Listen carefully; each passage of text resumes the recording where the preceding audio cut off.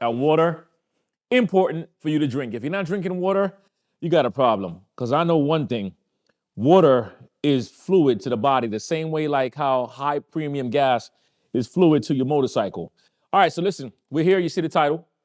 I'm dedicating a whole lot of this stuff to a lot of you guys who just bought your motorcycle or you're thinking about getting a motorcycle. You've been itching, you're getting the fever, you're going into spring, a lot of rallies, a lot of your buddies are riding. You've been thinking about doing this since last year. And this year, you're finally doing it. So that's why I'm making a lot of these videos for you guys. And on this channel, we have a lot, and I mean a lot of guys and ladies who are seasoned riders, but not only seasoned riders. We got technicians, we got ground pounders, we got club members. We have people who have been into accidents, people who came close to being accidents, people who knew people who passed away in motorcycles, people who are instructors. We have a whole litany of people right here at ridefit Nation. So when I hit these videos on, get into the comment section, leave those comments and read the comments because we keep it very positive, but at the same time, we don't play no games here when it comes to this riding thing, okay? So I recently asked a question in the GroupMe thread. If you're not a part of the GroupMe thread in ridefit Nation, be a part of it. So I asked the question about, hey guys, if you have any questions, if you have any ideas on topics. So here it is. Hold on, let me find the actual video.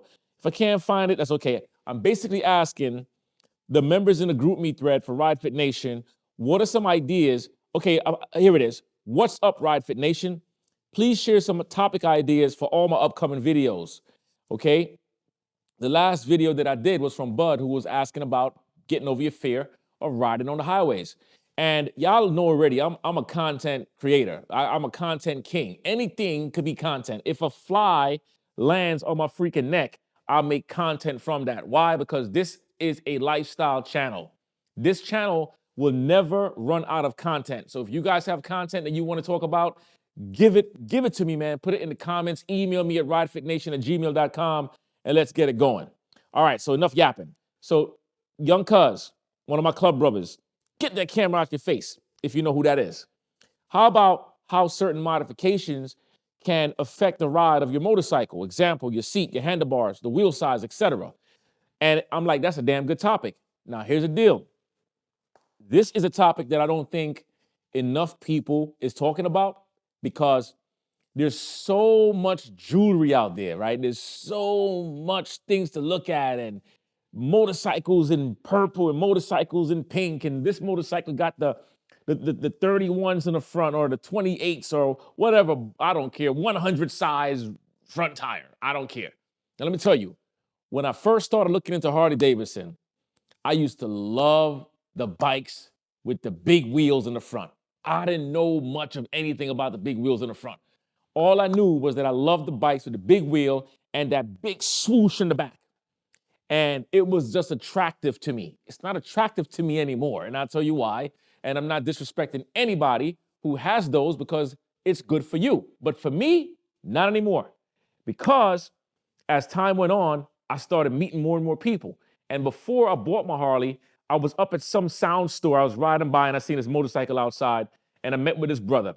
And he was telling me, he got like about $75,000 in his motorcycle, not including the cost of the bike, but the stuff that he did to his bike. But he was telling me he can go no more than 70 miles an hour on the highway and he can't really ride far. Okay, so you got a big touring bike and you can't go nowhere. That's like me having a yacht and there's a hole in the yacht. I can't use it. The heck? What's the point? You see what I'm saying? So it didn't make sense to me, but I fell in love with the look. This video is perfect for that topic because how many times have you seen something on somebody's motorcycle and you decided you wanted to do the same thing? When I first bought my Harley, I saw the 14-inch meat hook bars by Factory 47 that Fury Customs had all their bikes with those meat hook bars. And I thought they looked really good. What did I do? I went ahead, took off the ugly stock handlebar for me. Not for you, but for me, it's ugly, right? I'm 6'2", felt like I was riding a scooter. I changed the handlebar. After a while, I started riding and I realized I did not like the position of the handlebar. And I found myself pulling the handlebar back a bit to try to get some more control and more comfortability. Did not work for me. The second modification that I made was the engine guards. I fell in love with the sport engine guard. Not the big engine guard that you could put the lowers on, but the sport engine guard. I have that in my attic. I'm gonna sell that. I mean, it's a beautiful engine guard. But I realize I'm looking at the bike and I'm like, I don't like that look. I prefer to have the engine guard with the lowers to give me more protection and to bulky up my motorcycle, right? So those modifications that I made, I didn't really like it at all. So a lot of times you would see people with stuff in their motorcycles and you say, I want the same thing because it looks good. What I'd recommend for you to do is to find someone that you know that has a motorcycle with certain things on it and ask if you can actually ride that motorcycle. If you don't have anybody, go to the dealership, sit down and talk to one of the sales guys. Say, hey, I want to test ride a motorcycle. They don't have to know if you want to buy the bike or not, but see how it feels. Ride for 20 minutes, ride for 30 minutes. Even though it's not a lot of time to really test it out, it's like putting on a pair of sneakers. When you go to a sneaker shop, you put the sneaker on only for a couple of seconds. You walk around, look in the mirror, you're like, yeah, it feels good. And then you walk around with it for real for about an hour or two. You're like, wait a minute, these sneakers is not comfortable. That happened to me last week. I went to the Nike dealership, got me some Nikes, came home, put them on, wore them. It felt terrible. I didn't like how it felt. It felt bad. So it's the same thing with your motorcycle. You want to find the differences in what you love and what you don't love. People see me with the fat tire on my bike. They want to get fat tires too. Bro, I like how that looks. Nah, listen, man, you could have a girl that looks really good, but she could have HIV, right? You could have a buddy of yours that has the nicest car and the biggest house, but he could be broke. It's not about the looks, man. You gotta know what you're getting into. People ask me, yo, how do you like it? Okay, that's the magic question. How do I like it? Just because I like it, it doesn't mean you're gonna like it. When you modify your motorcycle, you have to modify your bike for comfort. You can't modify your bike only for looks. Now, if you're gonna modify the rear of your bike, like let's say the fender and your side bags, I modify the rear of my Road Glide. That's not gonna impact my riding much, so that's great. I put on the exhaust. Now let's talk about exhaust. Everybody that I've met love these loud bikes. I love a loud bike. But I can tell you this, when you're on the highway, if you don't like high noises, it's gonna hurt your ear. If you don't have the earbuds to plug in your eardrums and you don't protect your ear, you're gonna go deaf in another 5 years or so. It's gonna impact your hearing. So you gotta look at that as well. Yeah, the bike might sound good pulling up, boom, boom, boom, boom, boom. Sounds good. It sounds great. That's a mod, right? You get the cams in there, even more power, it's more torqueier. Okay, boom. But can you handle the noise? Maybe you're more sensitive to noise than you thought. Because when you're on that highway, I promise you it's gonna be rough. And if you ever ride with me and you're behind me, you're not gonna wanna ride behind me because this beast, you can't see Beast right now, but Beast is a beast for real. That dude be yelling and screaming and growling and grunting, all that. But I love it. Every single modification that I've done on this bike so far, I love it. But what mistakes did I make? I told you, the handlebar, the engine guard. What else? That was pretty much it. Every single mod that I've done on my motorcycle. Oh yeah, at first, I did not want the Tour Pack, the King Tour Pack. I thought the King Tour Pack was for old people, okay? Well, I guess I'm an old person now because I love my King Tour Pack. So I went ahead and bought the Razor Tour Pack. Not even the chopped. I bought the Razor Tour Pack. Okay, if you don't know what that is, it's in the Honda Goldwing area, I think they call them the trunks. But the Tour Pack is what goes in the back of your bike and you can open it and you can put your girlfriend in there. Okay, you can put your kids inside. Now I'm just playing. You put your package, your luggage, your helmet, stuff like that. So you got the Razor Tour Pack, which they call a pizza box, and you have the Chop Tour Pack, which is kind of in between the pizza box and the King Tour Pack. The King Tour Pack looks like a mansion, okay? It's massive. Then you got the back seat with the big bump in the back, and I thought that thing was ugly. Now, you can't get me to take my King Tour Pack off. I wasted money, you see? Now, did that interfere with my traveling? No. Was I able to put stuff in my Tour Pack, in my Razor Tour Pack? Yes. I have videos of me packing my Oreos and my clothing and showing you guys how I'm packing when I'm going up. I think I was going to go to Florida, and it worked well. But the King Tour Pack just completes the look. So everything that I thought was gonna be for old people, I'm looking at my bike and I'm telling you, I love how my bike looks. I don't want my Tour Pack off. I was like, yeah, I'm gonna buy it. I'm gonna put the King Tour Pack on there and take it off and I'm not using it. Nope, it stays on there the whole time. What else did I put on my bike that I would say that I regretted? That's pretty much it. The modification that I did on my bike was designed for long distance riding. So I have the pegs, the heel toe shifter, which I can shift down shift down with my toes, with my heels, and I can shift down with my toes and shift up with my heels. I have Psychosmith extra large waffle boards, which give me a whole lot of room for my long feet and my long legs. I get to stretch out. I have the Zero highway frame mounted pegs, which I love because I don't like the highway pegs on the engine guard. I have the Memphis Shades hand guard, the hand guard to protect you from the wind. I have the Avon heat grips. I have Clockworks, I believe it's a 8.7 or is it a 12-inch windshield. It works perfect. I have the fat tire kit on the front. Love my fat tire kit. The thing handles like a beast. I have Loyos.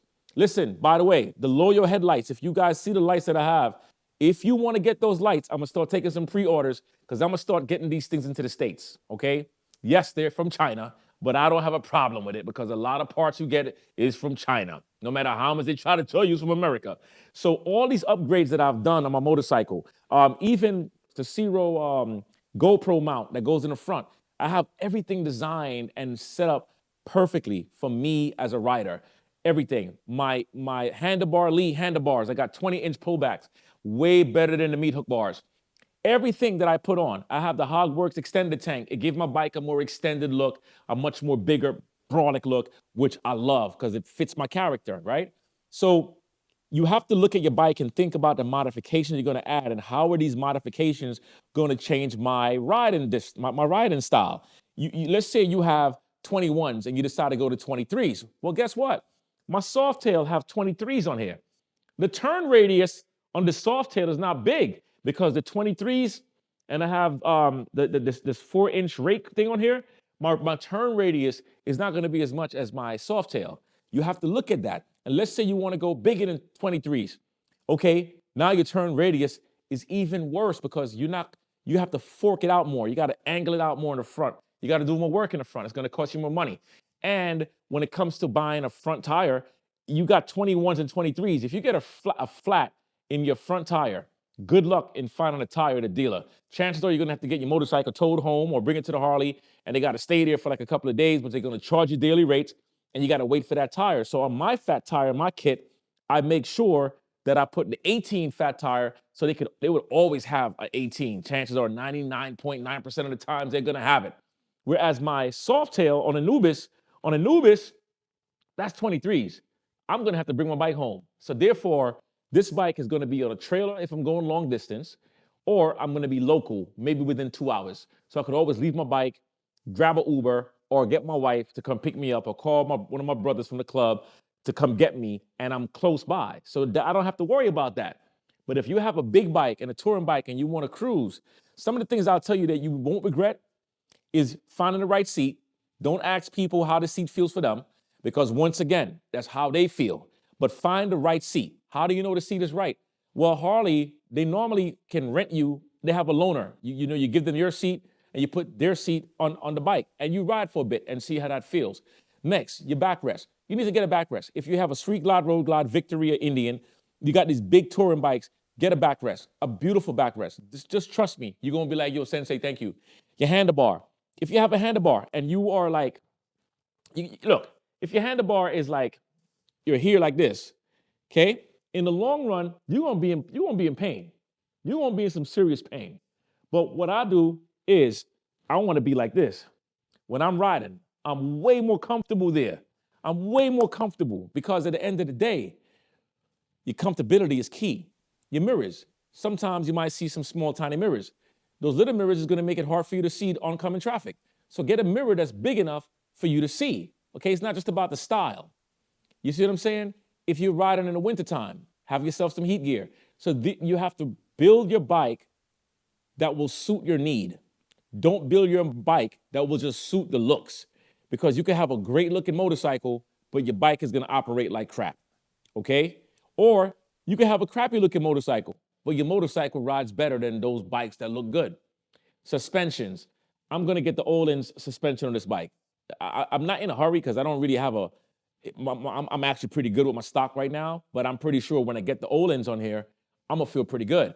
A lot of people's going between Olins and you should get what's the other company? I forgot. I don't even care because I'm not plugging any of these companies, right?